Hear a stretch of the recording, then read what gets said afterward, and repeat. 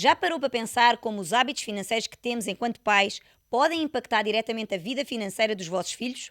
Neste episódio vamos explorar a importância de criar hábitos financeiros saudáveis desde a infância, de forma a garantirmos a construção de um futuro financeiro seguro para as próximas gerações.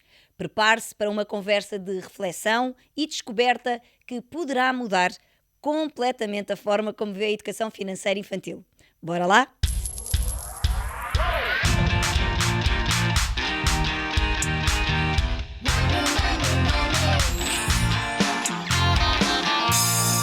Vamos falar monês.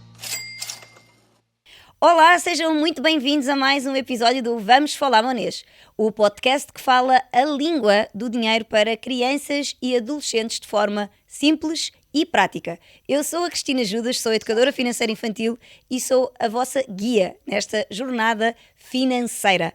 Hoje vamos falar da importância da educação financeira infantil na construção de hábitos saudáveis. E para nos ajudar neste tema, tenho o incrível e colega de profissão e de curso, o Paulo Rio. O Paulo foi meu colega da pós-graduação Think Kids, foi também nosso professor no nosso primeiro programa Unlock Money, que foi uma aula incrível, Paulo, deixa-me já dizer-te. Mas antes de passar a palavra, dizer-te, ou pelo menos apresentarmos aqui à nossa audiência, quem é o Paulo.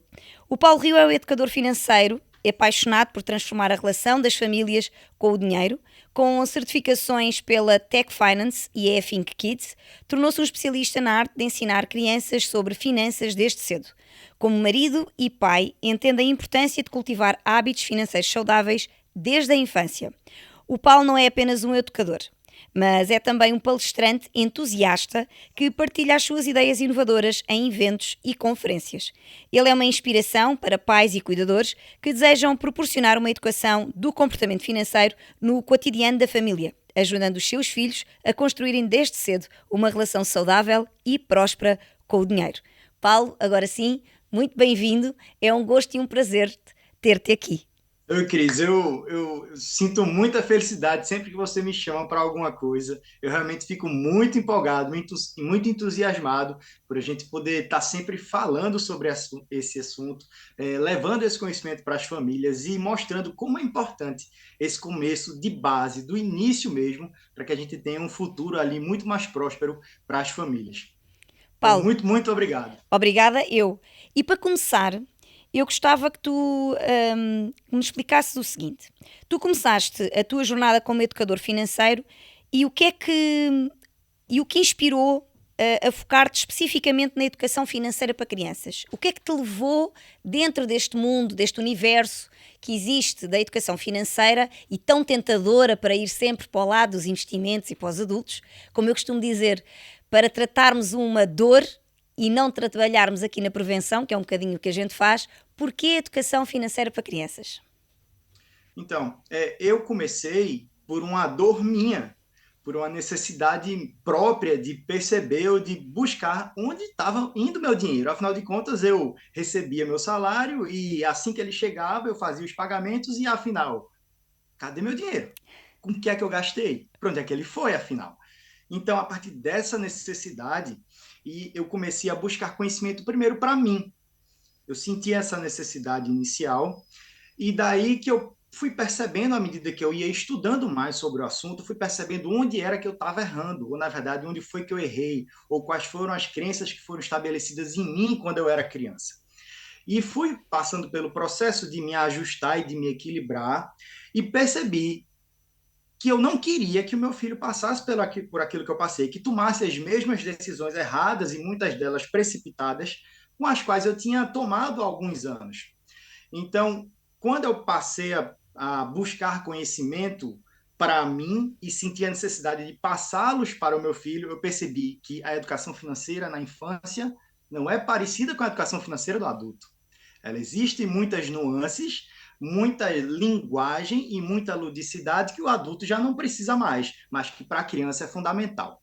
Então, foi a partir disso que eu disse: caramba, eu preciso passar isso para o meu filho e melhor, eu preciso mostrar às pessoas como elas podem fazer igual, para que, assim como eu, elas pudessem também se transformar e transformar a vida da própria família. Ó Paulo, é inevitável fazer-te esta pergunta depois deste teu testemunho.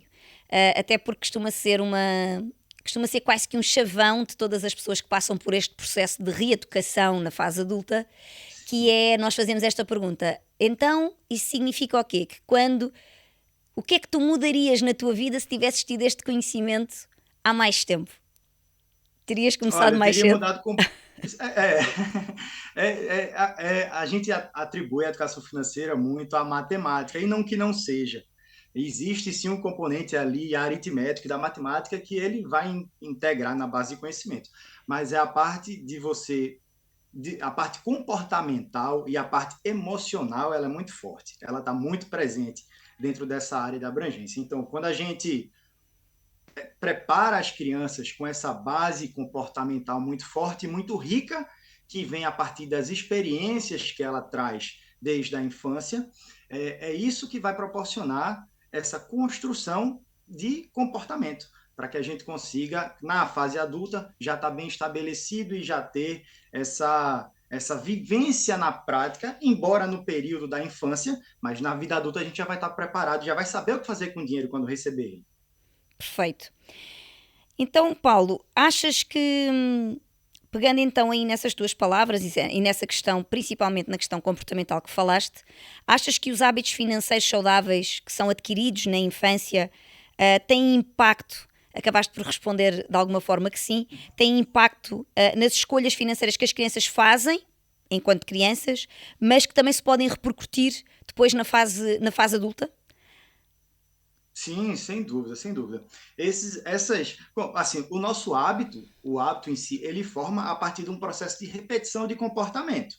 Então, à medida que a gente vai na tentativa de acerto e erro, cada vez que a gente erra, a gente procura ajustar onde foi o erro para fazer diferente da próxima vez. E isso, obviamente, quando a gente é criança, a gente precisa muito do auxílio dos nossos pais e cuidadores para fazer com que a gente perceba, enquanto criança, perceba onde foi que nós erramos e nos dê a oportunidade de fazer diferente.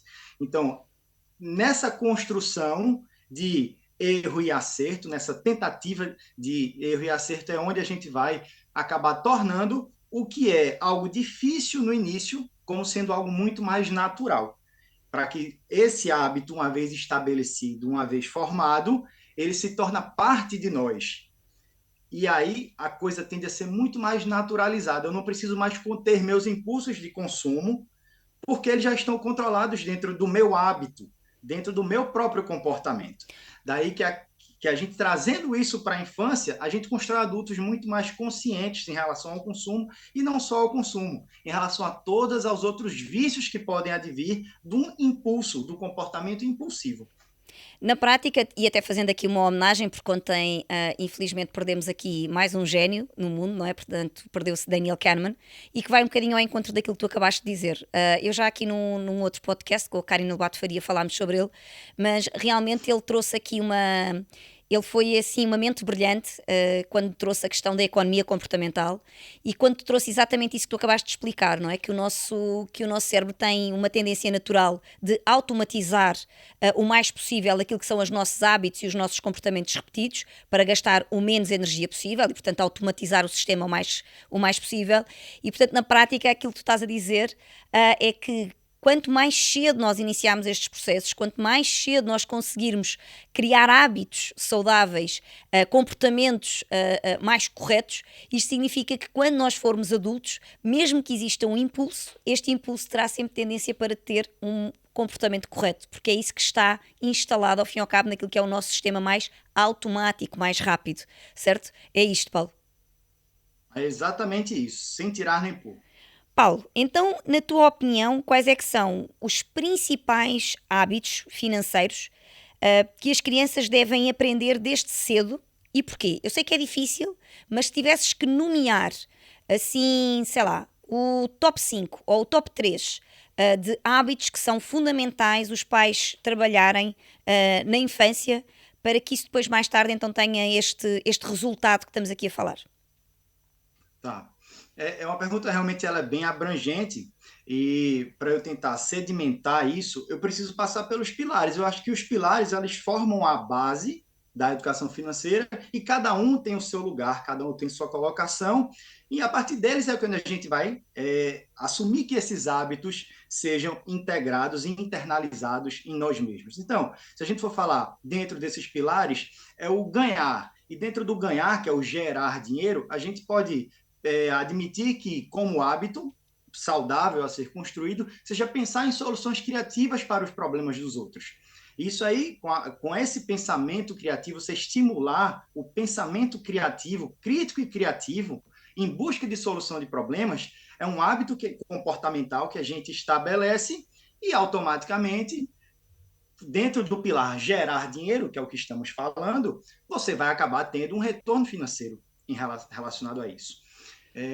Se a gente for passar para o próximo pilar, que seria o pilar poupar, dentro desse pilar poupar, gerado dinheiro, qual é a primeira coisa que a gente deve fazer quando recebe o dinheiro? Guardar uma parte. Então, esse hábito internalizado já vai permitir que a gente viva com menos do que ganha. Na medida em que eu estou recebendo, guardo primeiro e o que me sobra é onde eu vou usar para as coisas do cotidiano. Então, segundo hábito integralizado. O terceiro hábito, vamos para o gastar. No gastar, a gente envolve muito de comportamento também, mas seria um comportamento, condição de reflexão antes de consumo. Então, eu preciso refletir antes se aquilo é um consumo que eu tenho que fazer realmente agora. E em que medida ele se adequa à minha situação financeira atual. Então, esse seria um outro aspecto de desenvolvimento de hábito saudável relacionado ao dinheiro. O próximo, a gente poderia integrar, a gente já falou de gerar, de poupar, de gastar e doar. A doação também é um hábito importante que a gente precisa deixar bem configurado e bem consolidado nas crianças, porque essa capacidade de você olhar e ter empatia pelo outro também é importante.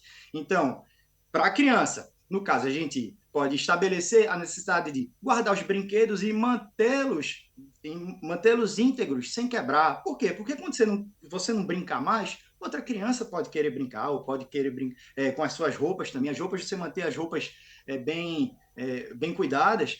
Quando não couber mais em você, a gente vai fazer a doação para outras crianças. Então, o hábito de doar, ele também tem que estar integralizado e consolidado dentro do ambiente da educação financeira. Você pediu 5. O próximo, eu posso colocar a parte de controle e autorregulação emocional, que sem ela, a educação financeira, ela rui. Sem que você tenha essa capacidade de autogerenciamento das próprias emoções, você não consegue, ou vai ser muito mais difícil você implementar todos os outros. Então, seria hábito você estar sempre buscando autoconhecimento. Então, sempre buscar autoconhecimento, ele também faz parte de um pilar da educação financeira e deve ser hábito das crianças e dos adultos também. Paulo, perfeito. Foi perfeito porque tu acabaste por conseguir trazer e linkar a cada um dos pilares. É óbvio que nós conseguimos trabalhar muito mais competências em cada um deles, mas fizeste aqui ao fim e ao cabo, uma passagem pelos 4 pilares da educação financeira infantil e depois por cima disto tudo, obviamente, como se fosse aqui um chapéu, um guarda-chuva, aqui toda a parte da gestão emocional e como as pessoas podem entender que... eu costumo dizer muitas vezes que é assim... Nós somos educadores financeiros infantis, nós ensinamos as crianças a ter esta competência técnica, mas isto é muito mais do que falar de dinheiro. O dinheiro para nós, enquanto educadores financeiros infantis, serve muitas vezes de ferramenta para nós trabalharmos todo um outro conjunto de competências que são essenciais e transversais a toda a vida. Portanto, para nós funciona aqui duplamente, não é? Como uma competência técnica que nós queremos deixar aos nossos filhos, mas também competências socioemocionais que são fundamentais para todas as áreas da vida. Foi excelente. E isso leva-me aqui diretamente para uma questão que muitas vezes, e que acredito que tu também tenhas muitos pais que muitas vezes têm esta questão, e até porque foi exatamente assim que tu iniciaste. Há muitas vezes aqui a crença, ou pelo menos aqui um pensamento pré-concebido que é, para educar financeiramente os meus filhos, eu primeiro tenho que buscar o conhecimento em mim e só depois é que eu começo a fazer a educação financeira dos meus filhos. E eu muitas vezes tento explicar que quanto mais cedo nós iniciarmos, mesmo que nós ainda estejamos à procura do conhecimento, mais fácil e melhor será o processo entre pais e filhos. Queres explicar-te um bocadinho do teu ponto de vista como é que isto se processa e porque é que é tão importante, mesmo que não tenhamos todo o conhecimento, iniciar logo isto com os filhos? Sem dúvida, isso é uma das questões que estão mais em voga aí nesse início da preparação da educação financeira infantil. E o que eu posso dizer é que a gente está em constante aprendizado. A gente está sempre aprendendo. O nosso aprendizado ele nunca acaba. Então, se ele nunca acaba, afinal de contas, quando é que a gente vai se sentir apto para começar com nossos filhos? Embora eu tenha estudado, eu não estudei e depois implementei nele. Eu simplesmente percebi que para eu implementar nele o que eu estava aprendendo era diferente. Então, eu precisaria ter um conhecimento maior, um pouco ali de base, para eu saber como é que o que eu estava aprendendo para mim, eu podia ensinar a ele. Mas não aprendi primeiro para ensinar a ele. E é isso que a gente precisa entender. A gente só precisa entender que a criança não tem a capacidade de abstração que nós temos e que ela precisa de uma ludicidade maior, ela precisa aprender brincando e não mostrando uma planilha de Excel dizendo que ela tem que gastar menos do que ganha. Então, dentro desse contexto que a gente precisa entender de que a criança aprende junto, primeiro porque ela aprende por espelhamento. Então, se ela está olhando você se comportar de uma maneira diferente de como você sempre se comportou, porque você agora está aprendendo coisas diferentes, a tendência é que ela espelhe, e inclusive a tendência é que ela questione por que está fazendo diferente. Porque não era o que ela estava vendo antes e agora ela está vendo outra coisa. Isso dá margem para muita conversa, dá margem para muito crescimento, não só seu, dele também, ou dela também, do filho, da filha. Então, da criança em si, porque pode ser sobrinho, pode ser sobrinha, pode ser neto, neta, pode ser quem for.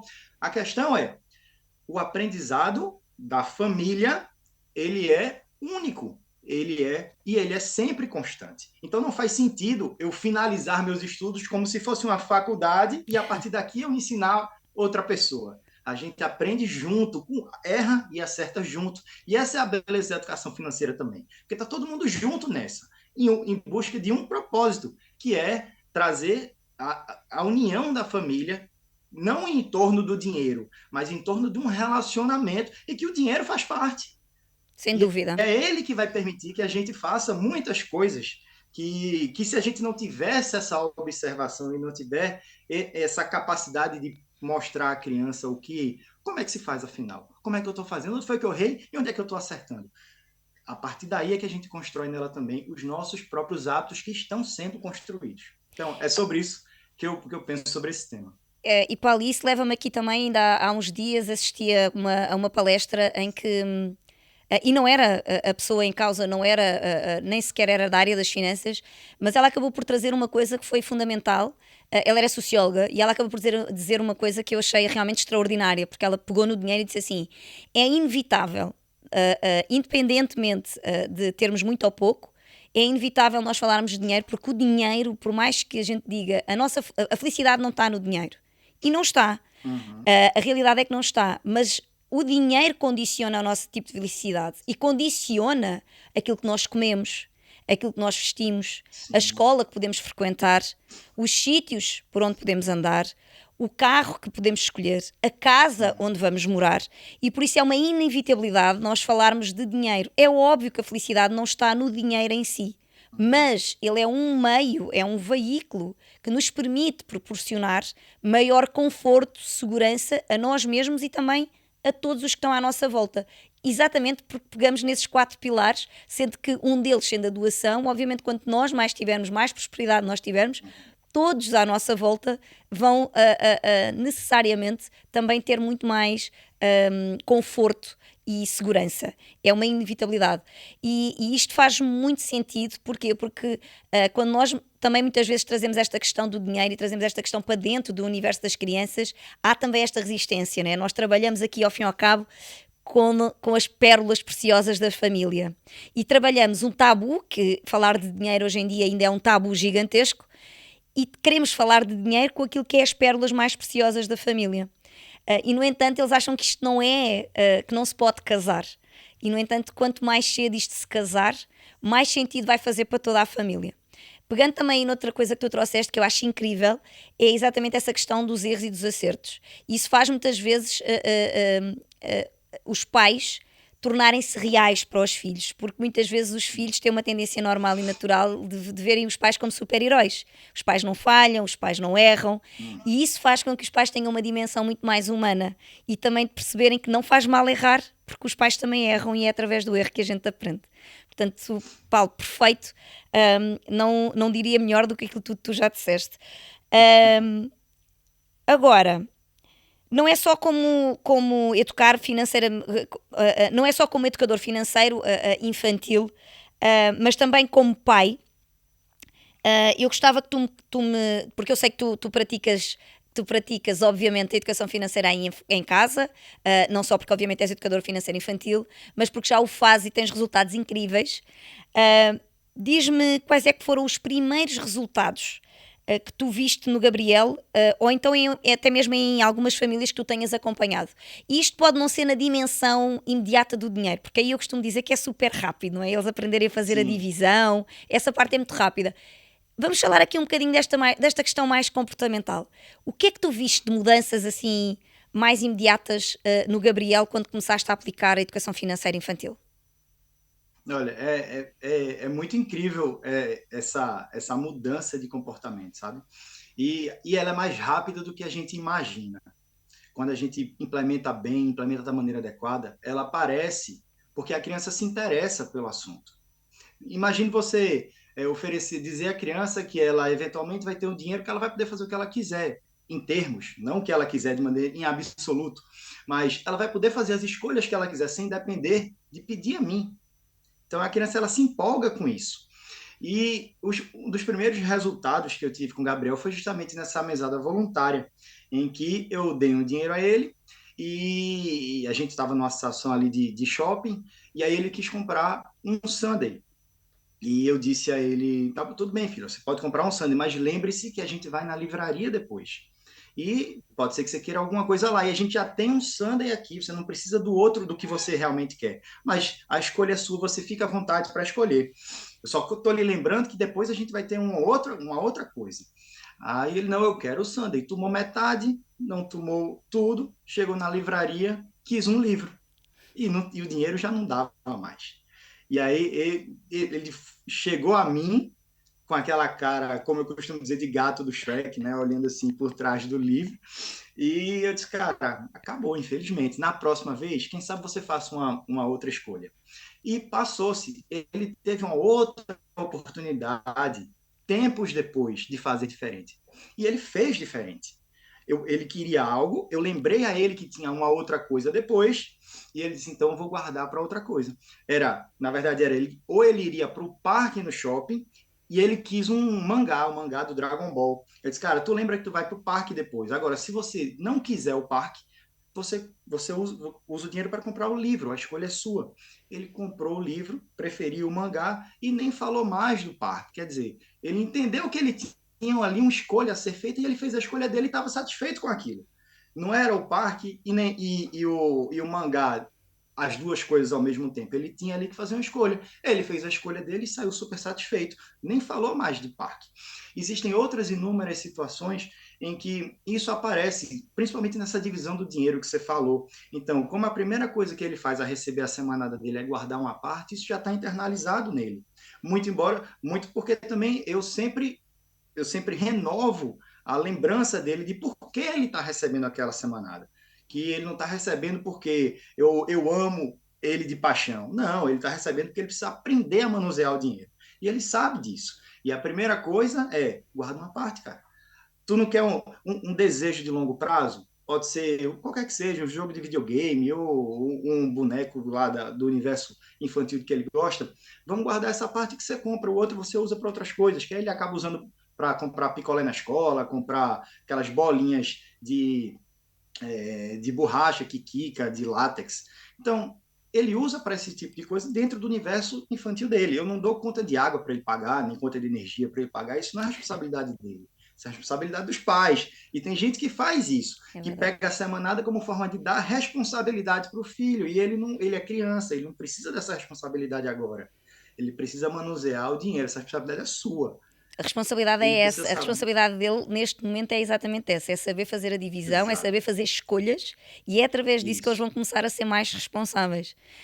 E isso é exatamente. inevitável, Paulo, a gente falar, porque eu sei que tu também és dessa corrente.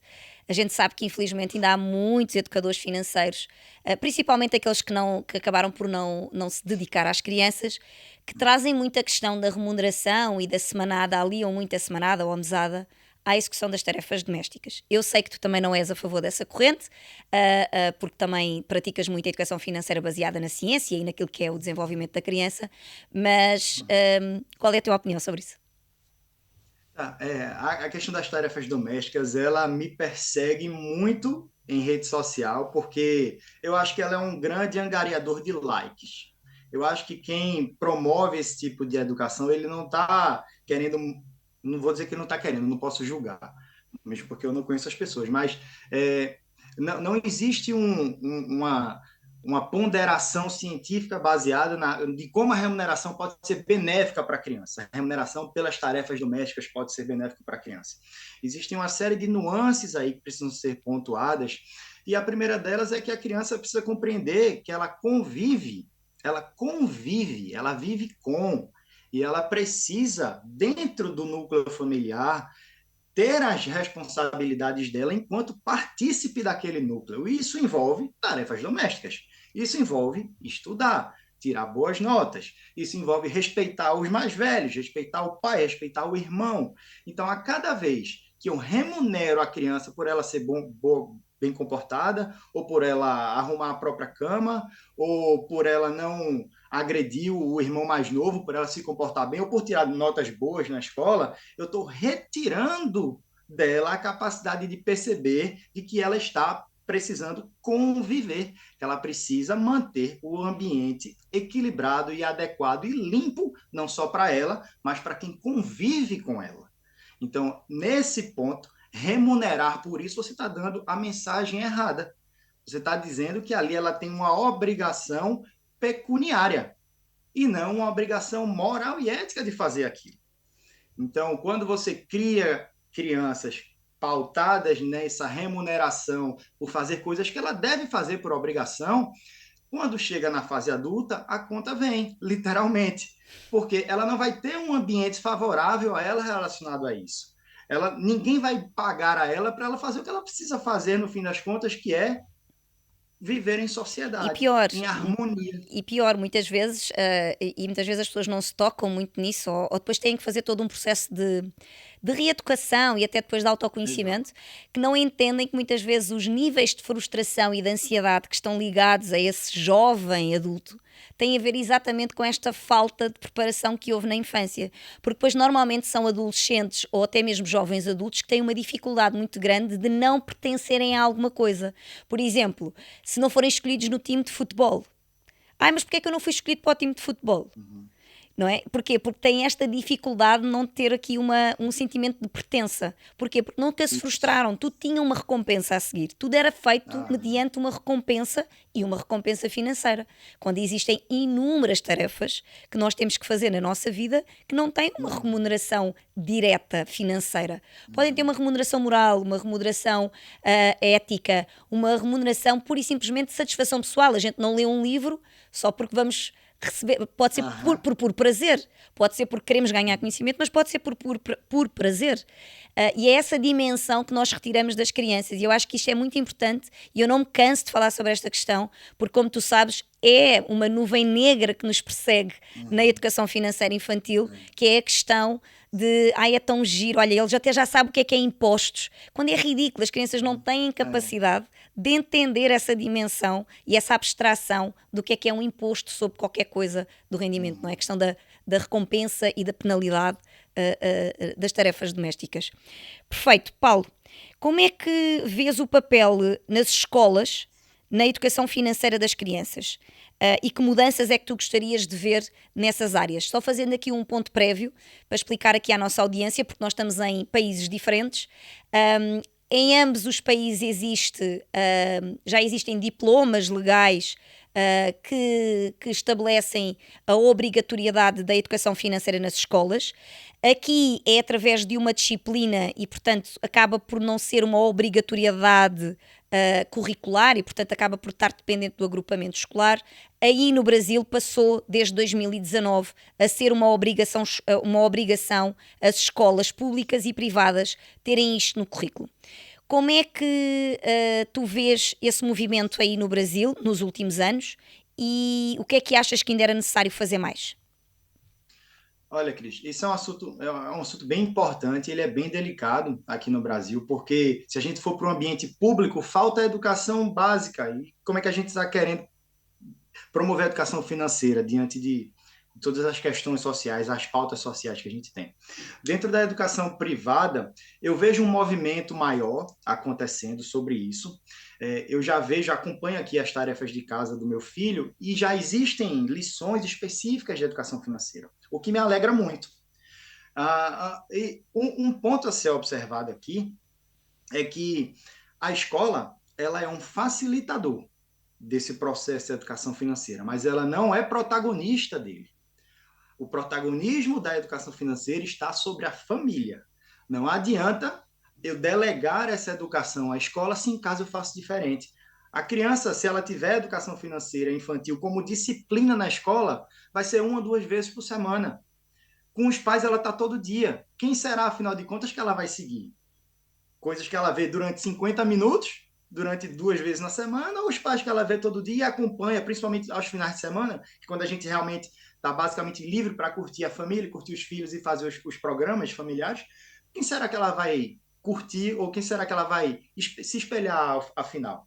Então, a gente tem a estranha ideia de que a escola tem que fazer tudo. E a escola não tem que fazer tudo. A gente não pode delegar tudo para a escola. E é nesse ponto que me preocupa mais. Porque se o pai vê o filho gastão, vai dizer que a escola não está fazendo um bom trabalho, afinal. E não faz o menor sentido. Então, Quando ainda por é cima, nesse ponto. quando na maior parte dos casos, e tu pegaste exatamente nisso, quando muitas vezes o que acontece é exatamente quando os comportamentos são ainda por cima contrários, não é? Eles aprendem uma coisa na escola, mas Sim, depois em casa eles veem exatamente o comportamento contrário e passam muito mais tempo com os pais, porque as crianças exato. acabam por ver os comportamentos. Os pais muitas vezes não se apercebem que estão a ter esse tipo de comportamento e, no Exato. entanto, é por isso que eles fazem. E pegamos aqui noutra coisa que até já falámos anteriormente, que tem a ver exatamente com o quê? Com a questão comportamental. Ou seja, não é só eles verem cá comportamentos diferentes, é eles também verem os pais como os super-heróis. Ora, na dúvida, por quem é que tu escolhias? Pelo teu super-herói. É, lógico. Não há dúvida, não é? E portanto, os pais, mesmo quando estamos a falar de famílias com mais dificuldades, é isto que é preciso a gente também trazer esta dimensão. Mesmo quando estamos a falar de famílias com mais dificuldades, em que nem sempre há uma educação respeitosa com as crianças, mesmo assim, as crianças amam incondicionalmente aqueles pais.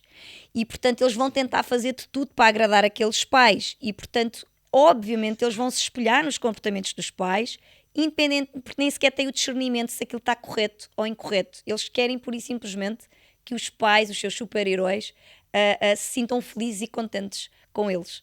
Exato. E a gente vê isso muito claro, por exemplo, imagine uma criança fazer o que quer que seja, e o adulto sorri, o adulto aprova aquele comportamento com um sorriso. Qual é a tendência? A criança vai Vai repetir repetir. aquilo. E a cada vez que você sorrir, ela vai fazer de novo. Assim, de maneira imediata mesmo. Então, É uma ela validação de pega. comportamento. Exato. Ela pega alguma coisa e cai no chão. Aí o adulto sorri. Ela vai pegar o mesmo objeto que caiu no chão e vai jogar de novo. Para o adulto sorrir novamente, porque ela sente a aprovação, ela sente que ela está fazendo algo bom, que está sendo digno de nota. E eu quero. Quem não quer a aprovação dos pais? Sem Quem não dúvida. quer ver os pais felizes, sorrindo? Então, é nessa medida que a educação financeira também se envolve. É muito importante, até porque também acaba por trazer aqui esta questão para os pais muitas vezes perceberem que às vezes, sem querer, estão a validar comportamentos sem perceberem que o estão a fazer. E a educação financeira também permite os pais terem esse passo atrás e terem aqui uma visão mais consciente, muitas vezes, daquilo que dizem e daquilo que fazem. não é? A Essa gente visão holística, é. ela é primordial. Porque eu preciso me mudar também, eu preciso me enxergar. É verdade. Eu costumo dizer que a partir não é possível depois de começar a ter contacto com a educação financeira infantil fingir que nada aconteceu, não é? É Não dá para impossível. desver. Não dá Não para dá para desver, desver. exatamente. Depois de ver, não dá para desver outra vez e dizer assim: "Ah, não, eu nunca vi isto, eu nunca vi isto". Uhum. Paulo, nós estamos quase a chegar ao fim. Eu tenho aqui um quiz final e por isso eu vou-te pedir para tu escolheres dois números, de 1 a 10. Depois eu vou-te fazer uma pergunta. Tu podes, se tiveres logo resposta, respondes, se não podes pensar um bocadinho e depois respondes. São aqui umas brincadeiras. De 1 a 10. 8, que é o dia do aniversário do meu filho. Perfeito. O dia do nascimento. Então, qual personagem de um filme ou livro infantil você acha que seria um ótimo professor de finanças e porquê? Cara, que personagem de filme Ou ou livro. livro. E tu lês imensos, que eu Ah, sei. ah, eu tenho um que eu já o considero, porque ele literalmente que é o Tio Patinhas. É verdade. Existem alguns episódios do Tio Patinhas em que ele literalmente ensina É verdade. o Guinho, o Zezinho e o Luizinho como lidarem com o dinheiro e como é que o dinheiro circula e como é que funcionam as finanças. Então, ele, sem dúvida, seria um ótimo professor. Então, agora, próximo número. O próximo número é 5. Vamos ao 5. Que jogo, livro ou atividade recomendarias aos pais para ensinar finanças para as crianças e porquê? Olha, eu vou recomendar uma atividade, porque eu acho que é dentro das atividades que está o ouro da educação financeira. E dentro das atividades em família. O que é que a gente faz todo mês? A gente faz mercado. Então, por que não envolver a criança na tomada de decisões dentro do ambiente do mercado? Por que não pedi-los ajuda a elaborar uma lista? A gente está falando sobre planejamento aí. Elabora a lista. Elaborada a lista com os itens necessários, a gente vai com eles no mercado também. E dentro do mercado é uma infinidade de chances de aprendizado sobre muitas coisas. Primeiro, que não há espaço para outras interferências dentro do consumo. Não, você está com um planejamento ali, você está com os itens que você precisa. Ele pode ser o guardião desse carrinho, afinal de contas, a criança aprende brincando, você dá a ele essa tarefa, ele vai sentir empolgado em assumir esse papel de que, ó, aqui não pode entrar não, sabe o cara crachá? Não tá na lista, não entra, não tá na lista, não entra. Ele vai gostar disso. Você pode brincar com isso, pega algo que não tá, tenta colocar para ver se ele tá esperto. Então, isso promove brincadeira em família. Ali ele pode entender quais são os itens de primeira necessidade, quais são os itens que a gente compra primeiro, quais são os itens que são supérfluos. Ele pode ver a variação de preço nos produtos, ele pode compreender que produtos que têm elementos ali de desenhos ou de personagens de TV são mais caros do que outros, embora eles sejam a mesma coisa. Então, ele pode fazer uma série de escolhas ali, de observar muito um ambiente do mercado como uma forma de aprender bastante sobre a educação financeira. Olha, Paulo, chegamos ao fim deste episódio, foi maravilhoso. Tenho a certeza que a nossa audiência vai ficar maravilhada ao ouvir-te falar sobre educação financeira infantil. Eu ficava aqui a tarde toda a falar contigo, já sabes. Últimas palavras. Tá, eu queria muito, muito, muito agradecer o convite mais uma vez. E sempre que você me chamar, eu vou estar aqui disponível. Dou um jeito, a gente se ajeita aqui para a gente estar sempre junto falando sobre isso, porque é um assunto que realmente eu fico entusiasmado falando, porque é algo que eu vivo na prática e é algo que eu sei que quem escutar, a gente vai estar, de certa forma, auxiliando e dando esse suporte para quem tem esse interesse e para quem já entendeu a importância disso, porque a gente ainda passa por um momento de muita quebra de objeção. É verdade. Muitas pessoas ainda não compreendem a importância disso para os filhos, não porque acham que não querem o bem dos filhos, mas porque ainda não assimilaram como isso é importante.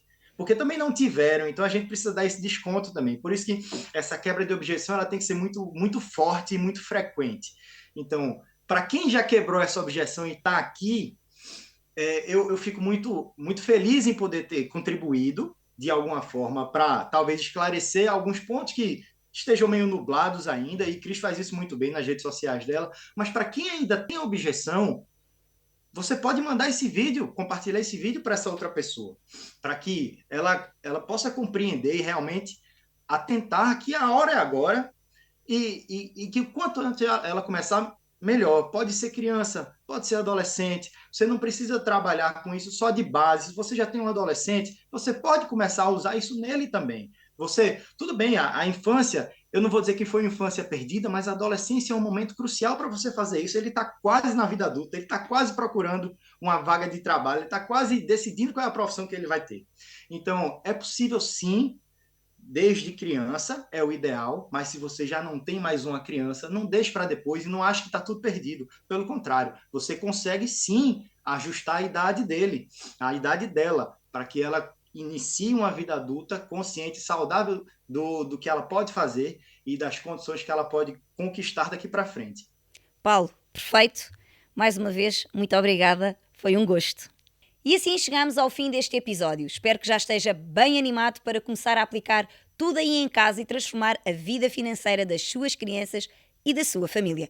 Lembrar ainda de me seguirem nas redes sociais que estão mesmo aqui em baixo para receberem informações privilegiadas sobre educação financeira infantil, acompanharem os bastidores deste maravilhoso podcast e ficarem ainda a conhecer-me um pouco melhor. Até lá!